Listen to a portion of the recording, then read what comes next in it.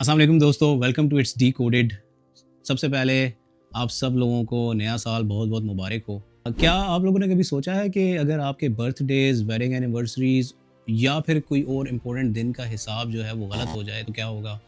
सोचिए एक ऐसी दुनिया जिसमें हर दिन का हिसाब बिगड़ा हुआ हो, फेस्टिवल्स गलत दिन मनाए जा रहे हों, सीजन्स का साइकिल डिस्टर्ब हो और हत्ता कि जो चाँद तक का सफ़र है वो भी मिसकैलकुलेट हो जाए।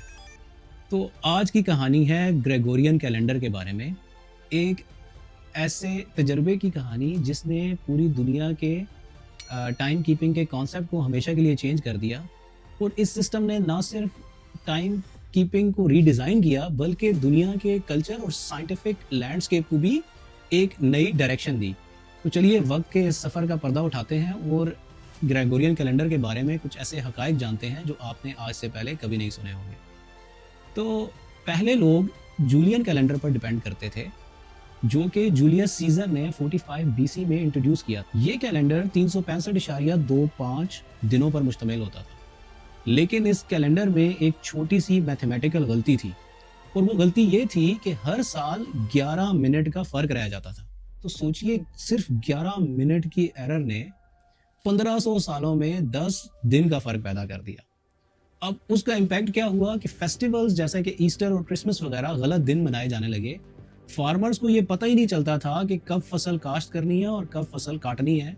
इवन जो सीजन्स थे वो भी अपने साइकिल से आउट ऑफ सिंक हो गए थे। अब ऐसे में 1582 में पोप ग्रेगरी 13 ने फैसला किया कि वो वक्त के इस मसले को हल करेंगे।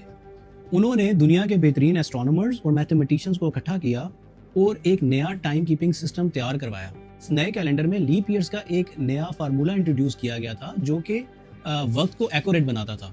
हर 4 साल बाद एक एक्स्ट्रा दिन फरवरी के महीने में ऐड होता है, लेकिन उसकी एक एक्सेप्शन ये है कि 100 के मल्टीपल्स वाले साल लीप ईयर्स नहीं होंगे, लेकिन जो 400 के मल्टीपल्स होंगे वो होंगे। इसकी मैं आपको एग्जांपल देता हूँ कि साल 1700 और 1800 जो थे वो लीप ईयर्स नहीं थे, लेकिन साल 2000 जो था वो लीप ईयर था। ये फार्मूला टाइम को ऑलमोस्ट परफेक्ट एक्यूरेसी तक ले गया। अच्छा, यहाँ पे पोप ने एक और बोल्ड फैसला किया। 4 अक्टूबर 1582 के बाद सीधा 15 अक्टूबर 1582 आ गया। मतलब लोगों की जिंदगी के 11 दिन गायब कर दिए गए। अब हर किसी ने ये तब्दीली फौरन एक्सेप्ट नहीं की। जो कैथोलिक कंट्रीज थी उन्होंने ये सिस्टम फौरन अडॉप्ट कर लिया, लेकिन जो प्रोटेस्टेंट कंट्रीज थी उन्होंने इस पर इतना प्रोटेस्ट किया कि लोग सड़कों पर निकल आए और इसके खिलाफ राइट्स स्टार्ट कर दी। और जो स्लोगन्स होते थे वो ये थे कि give us back our 11 days, कि हमें हमारे 11 दिन वापस किए जाएं। सबसे पहले इटली, स्पेन और पुर्तगाल ने इस कैलेंडर को अडॉप्ट किया, लेकिन इंग्लैंड और अमेरिका ने ग्रेगोरियन कैलेंडर को 1752 में अडॉप्ट किया, और रशिया ने तो 1918 तक वेट किया और उसके बाद उन्होंने ग्रेगोरियन कैलेंडर अडॉप्ट किया। ये कैलेंडर जो था वो सिर्फ एक टाइम कीपिंग सिस्टम नहीं था, बल्कि ये एक साइंटिफिक इंस्ट्रूमेंट बना, क्योंकि इस कैलेंडर ने इक्लिप्सेस और प्लैनेटरी मोशंस को एक्यूरेटली प्रिडिक्ट करना पॉसिबल बनाया।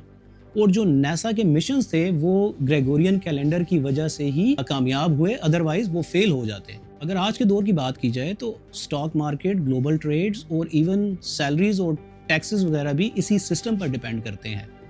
और जितने भी आईटी के अंदर नए सॉफ्टवेयर डेवलप किए जाते हैं वो टाइम कीपिंग के लिए ग्रेगोरियन कैलेंडर का ही इस्तेमाल करते हैं, जैसा कि हमारी Windows, Macintosh operating system, even के हमारे मोबाइल फ़ोन्स के एंड्रॉयड और एप्पल का ऑपरेटिंग सिस्टम, वो सारे ग्रेगोरियन कैलेंडर का ही इस्तेमाल करते हैं। आज ये कैलेंडर दुनिया के लगभग 168 मुल्कों में यूज़ होता है, और 1 जनवरी जो है वो दुनिया भर में नए साल का आगाज़ बन जाती है। लेकिन दुनिया के अंदर इसके अलावा बाकी कैलेंडर्स भी फॉलो किए जाते हैं फॉर सर्टन रिलीजियस और कल्चरल प्रैक्टिसेस। जैसा कि मुसलमान जो हैं वो हिजरी कैलेंडर को फॉलो करते हैं, यहूदियों का अपना जूइश कैलेंडर है, और चाइनीज़ जो हैं वो लूनर कैलेंडर को अभी भी यूज़ करते हैं। फिर भी पूरी दुनिया का जो ग्लोबल क्लॉक है ग्रेगोरियन कैलेंडर के रूल्स को फॉलो करती है। आज अगर हम अपने गोल सेट करते हैं या कोई रेजोल्यूशंस बनाते हैं तो ये इसी निज़ाम की वजह से पॉसिबल हुआ है। सोचिए, अगर आज ग्रेगोरियन कैलेंडर ना होता तो शायद आज भी हमारा वक्त जो था वो केओस में होता। तो ये थी ग्रेगोरियन कैलेंडर की कहानी, एक ऐसे कैलेंडर की जो सिर्फ तारीख का हिसाब नहीं रखता बल्कि इंसानी सिविलाइजेशन की फाउंडेशन भी बन गया है। तो आपका इसके बारे में क्या ख्याल है कि क्या ग्रेगोरियन कैलेंडर ने वाकई ही हमारी तरक्की को पॉसिबल बनाया है और हमें एक ग्लोबल टाइम सिस्टम के ऊपर यूनाइट करने में کردار ادا کیا ہے کامنٹس میں مجھے ضرور بتائیے گا. اور اگر آپ کو یہ سفر پسند آیا ہو تو میرے چینل کو سبسکرائب کریں اور اپنے فرینڈز اور فیملی ممبرس کے ساتھ ضرور شیئر کریں. اور یاد رکھیں یہ ہمارے سفر کی شروعات ہے. انشاءاللہ میں ہر دن ایک نئے واقعے کے ساتھ آپ سے ملوں گا. تب تک کے لیے مجھے اجازت دیجیے. اللہ حافظ.